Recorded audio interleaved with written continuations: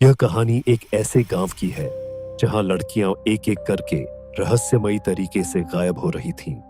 कोई नहीं जानता था कि यह किसी इंसान का काम है, किसी आत्मा का या फिर किसी अज्ञात शक्ति का। लेकिन जो भी इस रहस्य को सुलझाने की कोशिश करता, वो खुद भी लापता हो जाता। तो क्या आप इस रहस्य को जानने के लिए तैयार हैं? गांव दुर्गापुर का एक सुनसान रास्ता, जहां सिर्फ हवा की आवाज और रात के कीड़ों की हल्की गूंज सुनाई दे रही है। 18 साल की लड़की नेहा स्कूल से घर लौट रही है। चारों ओर अजीब सन्नाटा है। वह बार बार इधर उधर देख रही है, जैसे उसे किसी की मौजूदगी महसूस हो रही हो। नेहा अपने आप से बड़बड़ाते हुए, घबराई हुई, आज अजीब सा महसूस हो रहा है, जल्दी से घर पहुंच जाती हूँ। अचानक उसे एक लड़की की फुसफुसाती आवाज सुनाई देती है। नेहा घबराकर पीछे मुड़ती है, लेकिन वहां कोई नहीं होता। वह अपने कदम तेज कर लेती है, लेकिन तभी सामने से एक काली परछाई निकलती है और वह जोर से चीखती है। अगली सुबह गांव के चौपाल पर हंगामा मचा हुआ है। गांव के लोग चिंतित हैं, पुलिस भी मौजूद है, मुखिया। लगातार 7 लड़कियां गायब हो चुकी हैं। ये सब क्या हो रहा है? पुलिस अधिकारी, हमने चारों तरफ तलाशी ली, लेकिन कोई सुराग नहीं मिला। ना कोई संघर्ष के निशान, ना कोई सबूत। गांव के कुछ लोग इसे तांत्रिक विद्या का असर बता रहे हैं, तो कुछ इसे काले जादू से जोड़ रहे हैं। तभी एक बूढ़ी औरत, मंगला बुआ, कांपती हुई आगे आती है। उसकी आंखों में अजीब सा डर है। ये सब मैंने पहले भी देखा है। ये वही श्राप है जो 20 साल पहले भी आया था। सभी चौकन्ने हो जाते हैं। मंगला बुआ गांव वालों को बताती है कि यह श्राप 20 साल पहले भी आया था। 20 साल पहले गांव के पास एक तांत्रिक गोरखनाथ रहा करता था। वह काले जादू में माहिर था और जवान लड़कियों की बलि देकर अमरत्व प्राप्त करना चाहता था।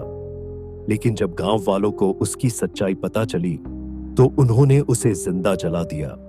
लेकिन मरने से पहले उसने गांव पर श्राप दिया कि हर 10 साल बाद इस गांव से 5 लड़कियां गायब होंगी और कोई भी उन्हें बचा नहीं पाएगा। गांव के लोग डर से कांपने लगते हैं। गांव में 19 साल की रिया और उसकी सहेली सोनल इस रहस्य को जानने का फैसला करती है।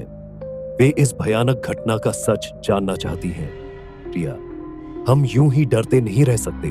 हमें खुद पता लगाना होगा कि लड़कियां कहां जा रही हैं। सोनल, लेकिन अगर यह सच में किसी आत्मा का काम है तो रिया, तो हमें इसे रोकना ही होगा। दोनों रात को गांव के पुराने मंदिर के पास जाने का प्लान बनाती है, जहां से कई लड़कियां आखिरी बार देखी गई थीं। रिया और सोनल आधी रात को चुपचाप मंदिर की ओर बढ़ती है। वहां का माहौल बहुत डरावना है। मंदिर में घुसते ही दरवाजा जोर से बंद हो जाता है। दोनों डरकर चीख उठती है। वे धीरे धीरे अंदर बढ़ती है। वहां एक पुरानी दीवार पर खून से कुछ लिखा हुआ है। रिया उसे पढ़ने लगती है। रिया, यहाँ लड़कियों के नाम लिखे हैं और अगला नाम मेरा है। तभी उन्हें महसूस होता है कि कोई उनके पीछे खड़ा है। वे पीछे मुड़ती हैं और देखती हैं कि एक लंबा काला साया उन्हें घूर रहा है। रहस्यमयी आवाज, अब तुम बच नहीं सकती। तभी पुजारी वहां आ जाता है और मंत्र पढ़ने लगता है। पुजारी उन्हें बताता है कि तांत्रिक की आत्मा अब भी जीवित है। इसे रोकने के लिए उसकी राख को गंगा में प्रवाहित करना होगा।